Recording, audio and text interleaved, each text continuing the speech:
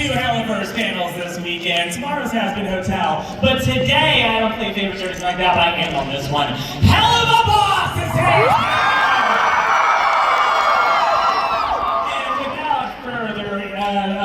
here! Stretching this thing out for time.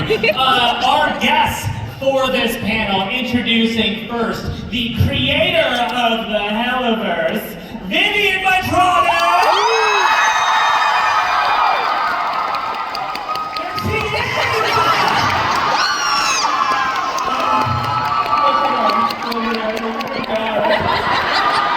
Next up, the man himself,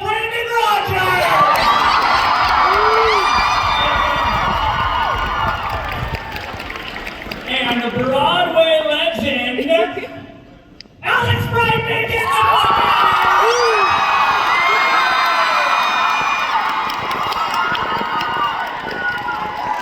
And because I didn't plan this in advance, I didn't switch people around. Literally, Sam Haft, our music writer and composer. If I would have planned this out better, that would have been a lot more fun for everyone. Have a seat, have a seat. You sit over there, not that seat. This is my fucking seat. No, my cue. No one knew their cue. We thought that was our fault. Honestly, the fact that we didn't know each other our cues actually made that whole thing work a lot better. So out of breath. I know, great. And that was a great panel, everyone. Thank you so much for coming out. Thank you. I'm so glad I was surprised that we also have Sam jumping onto this one because we have had so many bangers this season in season 2. Season 2, oops, all bangers. Oops, all bangers. Everyone shout out randomly the name of your favorite season 2 song right now. 1, 2, 3, go! All to you! You can see I love that one too. Yeah, that's our favorite song. That's amazing. We had so many great songs this season, and I would like to talk to a couple, including musical legend, who everyone knows you for all of your many songs, Brandon Rogers. I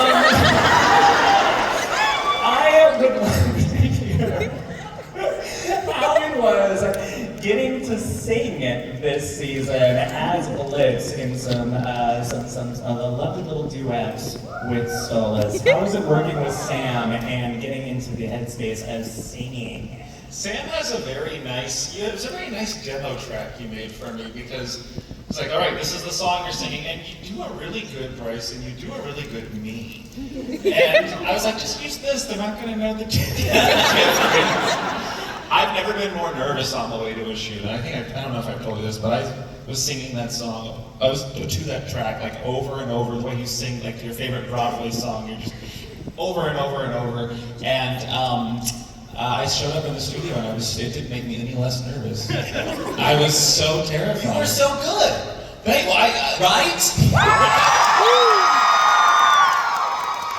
Well, it helps having amazing lyrics like that. I didn't think I could sing that fast. It got a little medication side effect-y. I've been having a successful career with auctioneering now. Yeah. So thank you for that. I'm so happy I could launch you into your second act in life. Yes, I'm putting a show next week. Thank you. And that's when you fuck yourself over, because then you do a good job. They probably want you to do it again. So Brandon loves to fuck himself, so yeah. Sometimes you just sit in the wrong way at the right time. The right way at the right time. The wrong hole, the right bowl. Anyway, Alex, I have been asked multiple times what my favorite song from the series is, and I think it's now 2-Minute Notice. That song especially is too relatable because I think everyone has somebody they wanted to sing that fucking song to at some point. So I'd like to talk to you a little bit about recording 2-Minute Notice and how you felt about that little farewell ditty. That is my favorite song that I've recorded on Helluva Boss. It's the most fun I've had. I have felt the way that Fizz has felt. I'm also so flattered that there's so many people that have come up to the table and said that they've quit their job. The most common message I get about the music of Helluva Boss is 2 minutes notice, help me quit my job. Yeah, so That's a good justice. it's It just just empowers them up. either they like play it in the car on the way to their job. I would love to see a video of somebody just doing it at their job. Hey, by the way, Bob plays like the entirety of a 3-minute song. Hey, by the way, I quit. And the boss is like, What? okay. I don't know what this is. I love that. It's even a bit excessive with the whole choreographed dance number and everything. He could have just left. But also you're fired, so no further. I have had so much fun recording with Sam and Andrew and everybody, and it's just like being in the, being a singer in general is just, it's so much fun to do in a studio, and I do a lot of things. Oh yeah, but you play so much. Yeah, I mean yeah. it is really such a blast to get in the booth with actors who like come in with ideas of like, hey, like here's a fun alternate way to do this or that. Like it's I never know what to expect. It's so fun to get. But the latitude that they've given us, and certainly me, allows me to just go, now feel very confident to go, let me do one just for me, and then see what comes out. And I think that's like so much fun to do once we get it, then to add other shit in that we go, oh, that actually was cool. We've done that with other shows too. Like, yes. There was something that we recorded recently with you as Fizz, where I remember after we took it, you were like, can I just do like a completely different pass? And you did, and it was so good. Thank you. What a nice thing to say. You guys aren't going to know about this for like a long time. A while. I will also say I love that some of the things you improvise during the songs have now become like very notable quotes among the fandom. Guitar solo, fuck yeah! Guitar solo. As well as, I believe, trumpet. Yes, trumpet. You just name instruments in songs. That's right, guitar and trumpet. I never thought about that. It's incredible. I'm an idiot. Now, for Sam and for Viv, like the songwriting process on this, where does it start, and then when does it get passed on to Sam to take it from there? What is the collaborative process like for you two writing these?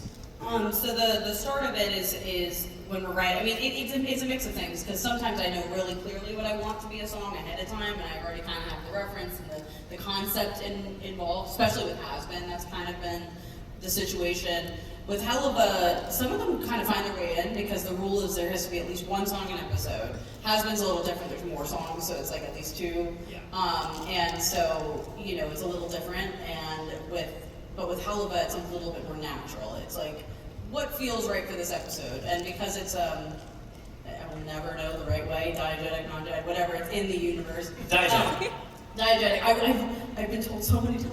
So I never remember. It's horrible. Anyway, diegetic, because of that, the diversity of the music can be easier. So it's like, for example, in Ghostfuckers, it was in the universe, like... Right, there's a Ghostfuckers musical show. Yeah, there's a Ghostfuckers musical show, and then the other one is kind of just because it's a Scooby-Doo episode. We've got like a Scooby-Doo, like, silly chase scene song. Sung by Jinx Monsoon. Yes. Who's an amazing singer and did something very silly for it. I love her. Like, by the end, she's like, just... It's really great. Yes! So it's super fun, but usually there's a brief of some kind, and then I meet with you or you and Andrew and go over what it is and the reference and the sound and all that stuff and the complicated. You've got some complicated stuff coming up. But Andrew and I are very lucky because there is a lot of songwriting work that is kind of client based, where people will assign you a song and be like, I don't know, you're the songwriter. And like in theory that's nice, but in practice it's miserable because you're like, how do I have to like know what the creative direction of the show is? I think it is so integral to what makes these songs work is that Viv has such a clear vision for like, this song needs to be this way for this reason, and that's one of the things that like really makes it so cohesive in spite of the fact that the songs stylistically are all so different from each other. Can I compliment both of you for a second? Yes.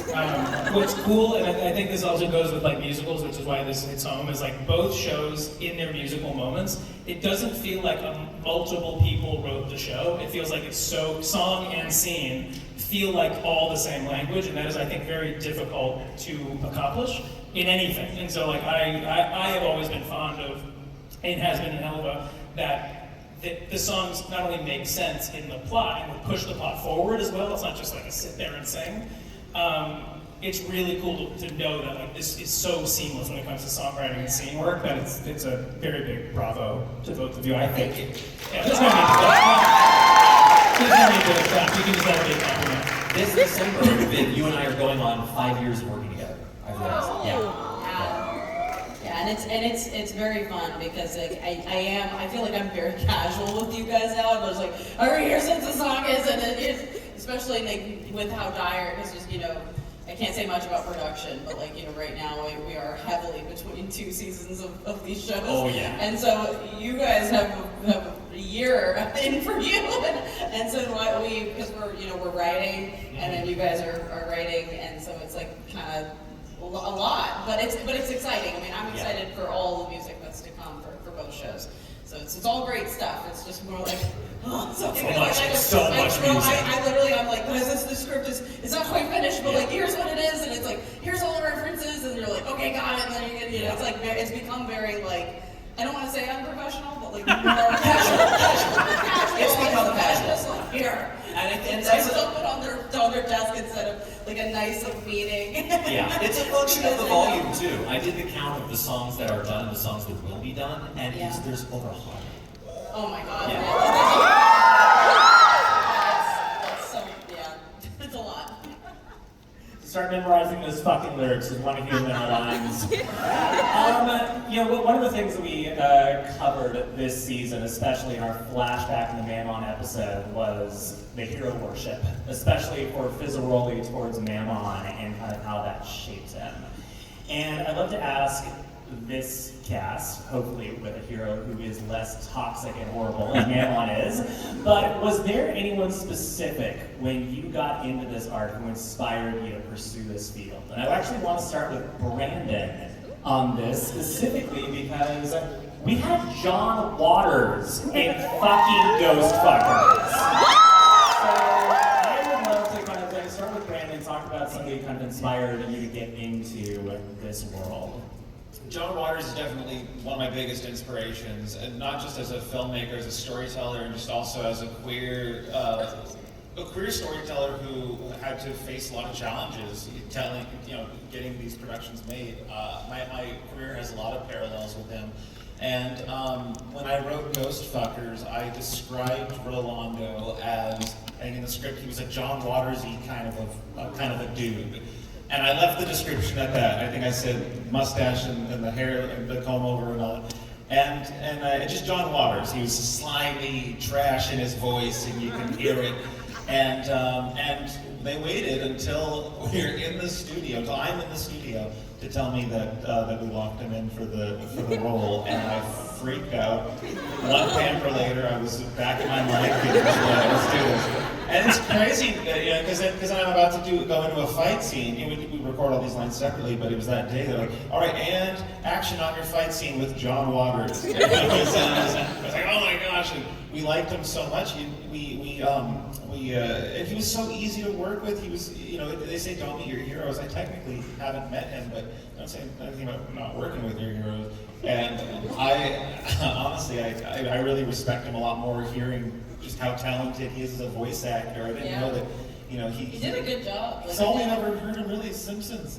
Yeah, I'm sure he's done more, but that character is so different from what we made him do. We made him do like creepy, dark stuff. I mean, it's effort, so a lot of screaming and stuff, and he did it. It's like full circle, art form, because his voice is kind of inspired off of how I perceive the characters in his films, the way he writes his characters. It's not really how he talks, but we ended up having him talk like the characters in his movies, just because it was full circle inspiration. I forget the question, but I think you nailed it. Perfect. Alex, anyone from your past, you growing up, that inspired you to become a performer? Yeah, high school, I was kind of poached to be in an improv group because they didn't have no clue what to do with someone who has no interest in history, math. I knew early on that I didn't want to do anything but theater and the arts, which was a huge problem in school because I just was like, what is this for? Who cares? I'm not going to need this. Been there. Yeah. And so his name's Peter Canavesi, Mr. C. was our leader of this improv troupe, and he taught English as well, and he's a movie reviewer as well. And he was the one that taught me all the fundamentals of improv in like this crash course over 4 years. I did it freshman through senior year, and I've become like, that's a huge part of my life and career. Is a lot of the shows I do involve improv and latitude and things like that. And he has come to see me in every single show I've done in New York. He flies from California. He's come back. So I can't, he's like one of my biggest. Big round of applause for Mr. C. Come on, Mr. C! And he's non-controversial. I'm going to guess he never tried to make a sex doll of you and sell it on the market. Yeah, he did, but it's something I would do. And all of you should too. You can get your Alex Brightman sex doll at Alex's booth. Surprise! Spoiler alert, the sex doll is me. Thank you. I've never seen that sign before. That's incredible. Sam, anybody on the music side? Yes. So I would say, in terms of musicians that I like, that I don't know, that like I was just like listening to their work and very inspired by it. Tim Minchin, who's a musical comedian from Australia, also wrote the music for the Matilda musical and Groundhog Day the musical, if you're familiar with these guys. But also the reason that I got into digital music production in the first place, and this is a crazy full circle thing. When I was a freshman in high school, I was in like a Big Brother, Little Brother program, and the senior at my high school that I was paired with was a guy named Andrew Underberg, who was just getting into digital music production, who, as you may know, is my co-writer on Has Been. And he is the person who got me into digital music production in the first place, such that I had that skill that years later, when Viv and I started working together, I was able to make songs for the show. And then when it came time to do a K-pop song for Clown Bitch, which was the first song Andrew and I co-wrote together for Viv, the first song Andrew and I co-wrote together, period. When it came time to do that, I knew that Andrew had gone off after high school and was writing and producing music for K-pop acts.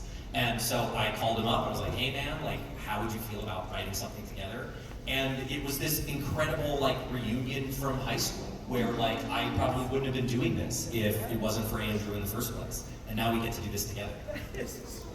I love when I learned something on these panels. I did not know that you had the most wholesome backstory. A Big Brother, Little Brother program is what led to this music. Yeah, I got a very literal mentor in that program. It was, and now Andrew and I are, you know, as close as we've ever been. And like, you know, like he had a daughter after season 1, and like I spent time with his family and his kids. He spent time with my family and my kids. It's a whole thing now. It's very sweet. I love the question. It's like, so what got you to write this horny demon music? It's a really cute story. And Andrew has been so excited to participate in this too, because outside of K-pop, a lot of the work he was doing was for like young children's music as well. And that was something that he would constantly bring up when we started working together, which is just like, I'm so glad we can say fuck. Like, he'd been like stuck in like Cocomelon world, and he is so thrilled to be doing this with me. Cocomelon could benefit from more F-bombs. Oh yeah. We should do a Helluva Boss Kids Bop. I was gonna say. Friends. I'm not even kidding. That would be fun. Vivienne Nixon, who plays Millie, or Nixon Williams. She asked me, like, she was like, "Is there a world there could be a Helluva Babies?" And I was like, Helluva Babies. Like the Muppet Babies version of the show. Yeah, she has really young children too, and I'm like, I mean, maybe there's like one episode or one short we can make that's like purely appropriate, so that Bryce can show his kids and like everyone can show their kids. Merch idea right now is the Helluva Boss Little Golden Buck. Yeah. That would be cute. That is for murder. All right, Viv, you're the last one to ask this question too. So anybody from your upbringing that inspired you to get into this, whether you knew them or not?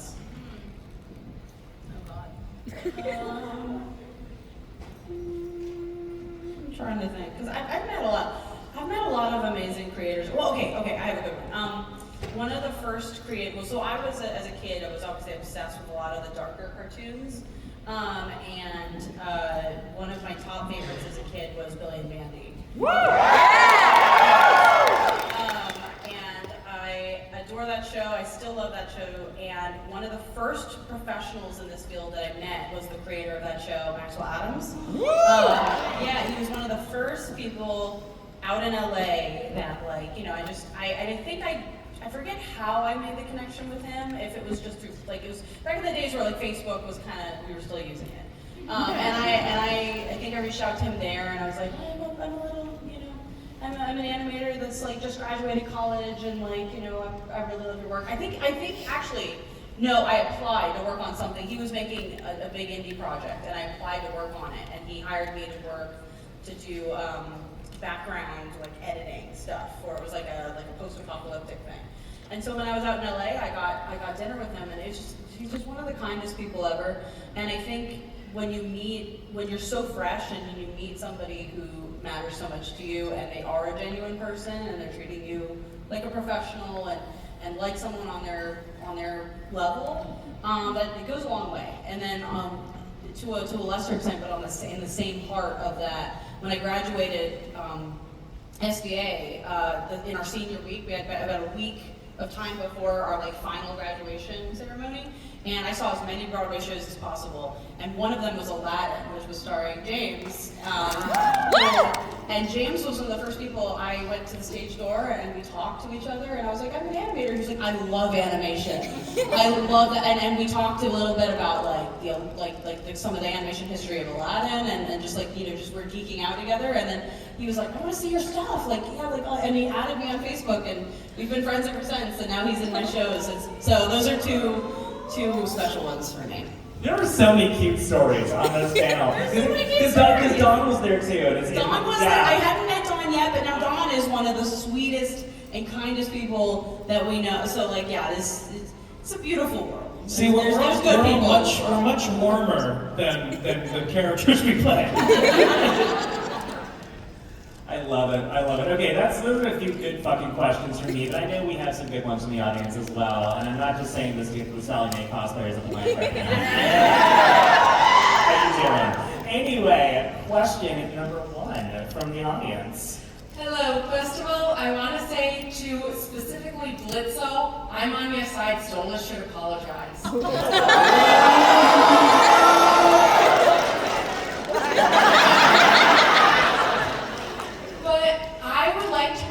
What the imps do during Extermination Day? Is it like Super Bowl for them? Like, what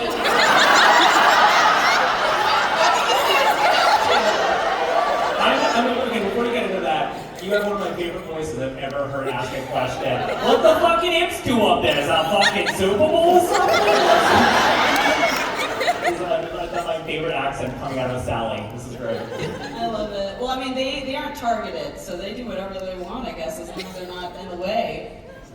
Just like getting groceries, picking up a prescription, which is They're nowhere near the pride rate. They go on vacation. Yeah. Let's do. Buy a lot of popcorn. As a child of divorced parents, I could say it's fun to just sit back and munch.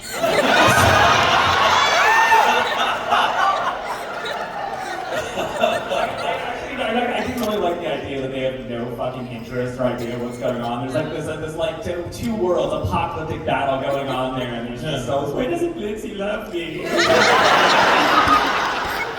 We have real shit we're dealing with.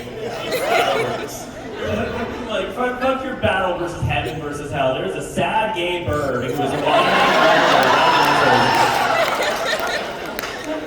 Next up. What's that? Is that your question? No. Of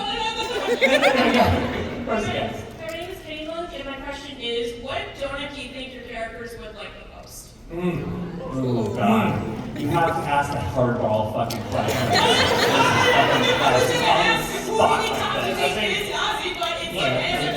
I'll tell you, I think Blitz likes a nice donut hole. Does he provide his own legs? What did you say to me? Does he provide his own legs? Oh, yeah, he provides his own plays and provides his own nuts.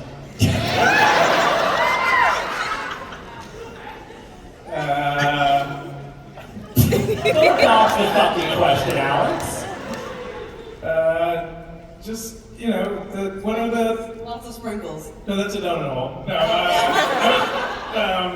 I like the, just regular sort of, because he's, you know, Fizz is so wild and crazy, sort of his thing is a regular, just cake donut, nothing on it, maybe dunk it in some semen, and then I just stop talking. Yeah. Write it down. Yeah, did I stutter? No. The macros on that are probably pretty good. And I'm going to say a maple bar with cum. Anyway, next person. Great question. Hi, hello. Do you mind doing a voice impression of your favorite character? From the show? From either Helluva or Hasbro. Sam?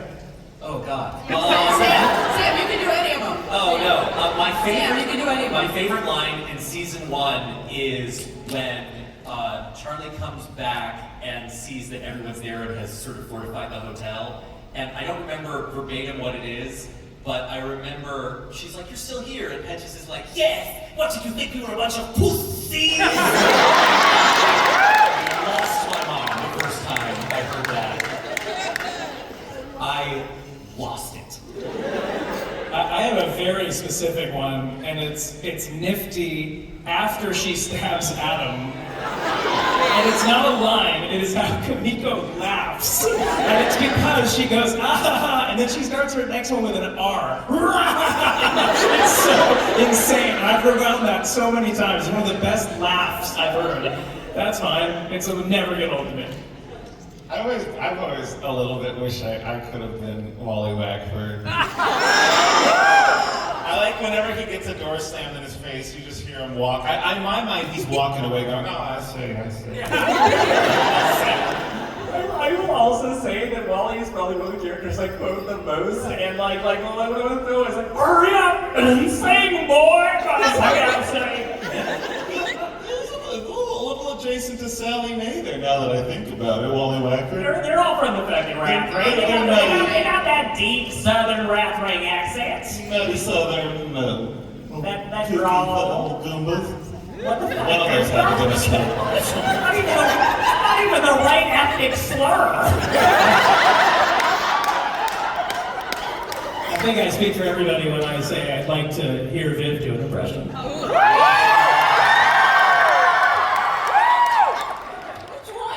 All of us. Yeah, you've been filming us. How do you like it? The turntables. Tables, now there's or give me a line. What's a line? You wrote them, Dave. Burger time. All right. It's burger time. Burger time. Burger time. Burger time. I get it. What's a? I feel like.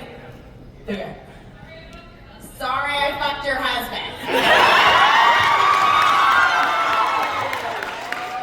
All right, that's how they try and bring it. Oh, Sally? Yeah.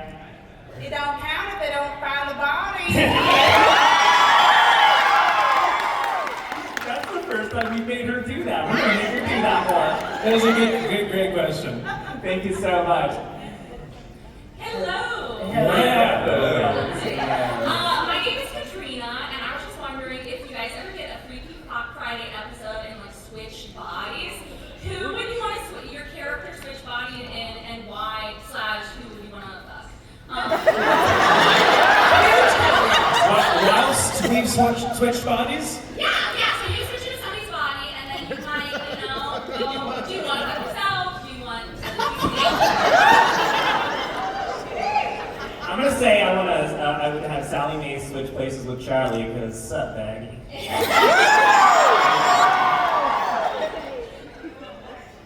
What about Viv? Just whose body would she wish she Yeah, had, I who would you guess? want? Joe, I don't know. Who do you want to do? I got it. Which child do I want to? No, you go. Mine is simply for science. I would be Verosica because I've never been fucked and I'd be interested. By Wally Wackford.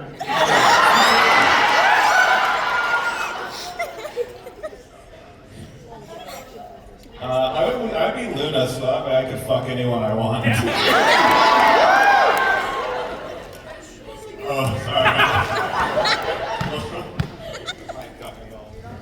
Alright. Thank you. Thank you. Thank you.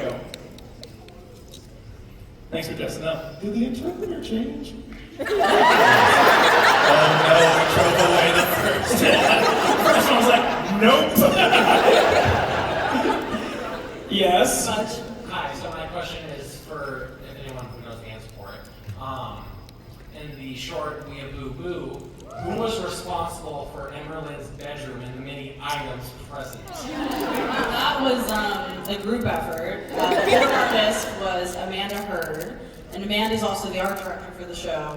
So I would blame them for everything. But it was honestly a group effort because we all, I think collectively as a crew, that episode was just a huge cell phone.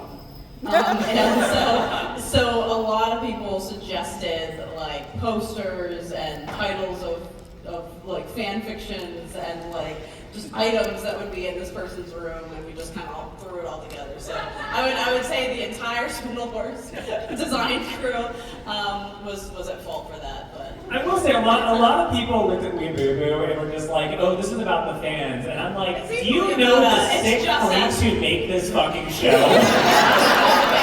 Don't get us wrong, it was absolutely about the fans, but it's also, so many people like that are also making the show. That's why it's so part of this culture. There's not a very big line between fan and creator. Yeah. By the monster fuckers, for the monster fuckers. That's why all the characters are just so damn fuckable. Thank you so much. Thank you. Hi, my name's Eva, and I was wondering, throughout all of Helluva, what's a line that you wish your character said? I think we all said fuck at some point. I love that was the sound of fucking divorce. That is, Blitz would have to get married to ever say that line, so that wouldn't happen. I just love the line and I love the delivery of it. It's another Bryce line. I think so highly of you. I didn't know how low you thought of me. That line was, it's a beautifully written line, but it's like also just like, it was so beautifully executed. Very powerful. It was so powerful. So it's not really the end. I don't know much I've said it, but I just love that line. Bryce through a lot emotionally. It wouldn't have sounded emotional if I did it.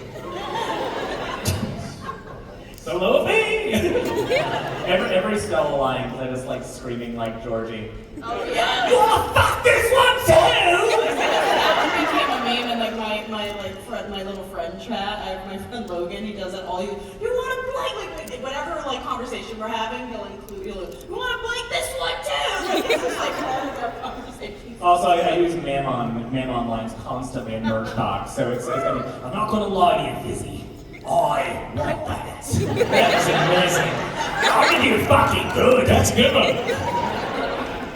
Thank you. You look great. Thank you. Jingling away. we all enjoyed that. I know we did.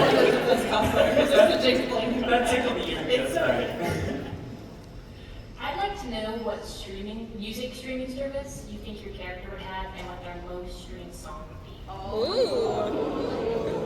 She's listens to the same shit as me, so it's Spotify and like the entire Ash Nico catalog. Hell yeah! I think Blitz is a SoundCloud guy. What is his most streamed song? Anything by the Gone Jackals, which was a 90s rock band. And he likes a lot of grungy shit. Napster. Semi-precious weapons. Thank you guys. Thank you. Hi, I'm Mira. This is just a fun little thing, but with Blitz completely ignoring Emerald, what character do you think she will obsess over next? Oh.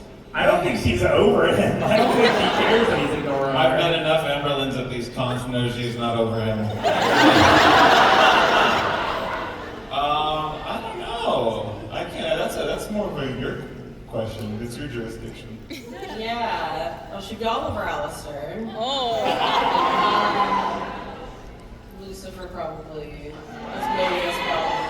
We're literally just now going down the list of like who has the most porn results of our characters. Chaz. Oh. This is all of them. All the male characters. Go to our Rule 34 site. Just go down the list and that's her answer. She's also made half the art on there. Thank you. Poor Richard Horvitz.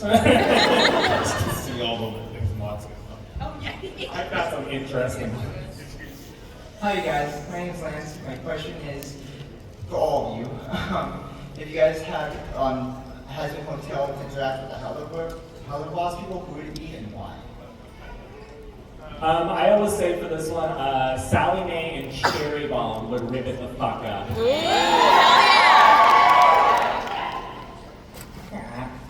hell I don't know. I feel like Blitz and the Angel have a few similarities with Trauma. I think. I don't know. They have a very low image of themselves, so maybe they bond over that. I think. I don't know. This is a big question. It's a good answer though. Maybe good trauma buddies. Fuck buddies maybe, but trauma buddies. Trauma fuck, do they exist? There's a few you hear. But trauma fucking's a very real thing. Trauma fucking is a real thing. I like it. You're queer. Trauma Fuckers is the next episode. Trauma Fuckers is the next episode of Helluva Boss. That's the next episode. Trauma Fuckers has been in every episode of the series. That's so right. I think Adam and Ammon would be just like a nightmare. Such a nightmare duo. They would definitely kiss. What? I feel like the flip side of that is like Moxie and Pentious, just like a soft boy duo. A soft boy duo. The softest boys in hell. Yeah. Smart. Okay, just scream it with the mic over there. And speaking of Pentious, we have Pentious right after you. Thank you so much, Lance. Thank you so much. Yes, there he is. So, either for your character or for just you personally, what is like your favorite drink? So what would your character drink like on a daily basis? My go-to drink is a Long Island. On a daily basis? Horrifying. Non-alcoholic cherry vanilla Dr. Pepper is what I go for. Was it drink or was it just overall beverage? That's the same thing. Dr. Pepper. Yeah, I feel it's whiskey, coffee, and Diet Coke. And then, hot sauce. That's technically not a drink. It can be. It can be. Anything to drink if you're brave enough. Thank you, an applause. Iced coffee. Thank you. Thank you. Cute, big iced coffee. People over here. What? Hello. Oh, oops, sorry. Hi, my name is Paola, and my question is, how much do you see yourselves within the characters you play, or specific story arcs from the show? I feel like a lot of us just blend together after a while. Sally and me definitely a lot, especially after Hell's Bells and writing that in relation to my own relationship with my sister and a lot of personal experiences that come from that. So for Sally and me, there's definitely a lot of both of us in each other. We very much been in each other. Next. I think, other than liking horses and being murderous, I think Blitz and I are very joined at the hip. At least he's, of all the characters I've played, he's the least of a departure for me to get into. So yeah, I think I'm a little bit more flawed than him. It's Fizz for very obvious reasons. Is I literally get on stage 8 times a week, whether or not I want to. So it's like if I'm feeling sad, if I'm feeling not into it, it's like it is not necessarily the show. The show must go on is such a fucked up phrase but we follow it. So I tend to feel like a jester who can't feel feelings all the time in front of people. So it's like, I get it. I totally understand him. In terms of stories we've represented, I was lucky that I think the first thing that I ever got asked to do for the show was write Stolas' Lullaby, You Will Be Okay. And I wrote that at the time my son had just turned 1. So I feel like all the stuff that involves Stolas' feelings about himself as a parent, his anxieties about his failures as a parent, all that kind of stuff, I really love that angle. That song, I just have to say, that song is a big reason why I think a lot of people get locked into the show, is that particular song. Because the pilot, or the first episode is great. You get to episode 2, and then it starts with this unexpected depth that we didn't think the show had. I think a big part of the show's success today has to do with that song. And so, yeah.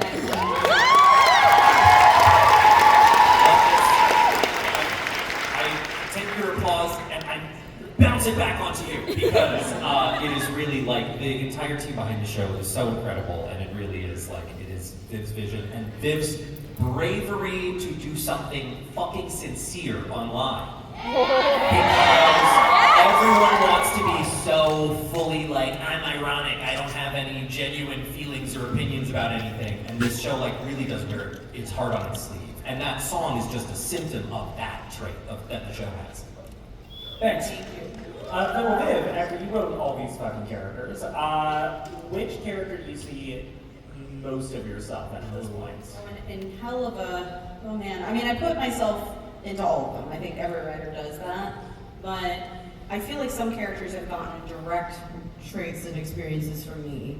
And we haven't seen it yet, but Millie, I put a lot of a very personal experience into Millie, into an upcoming episode.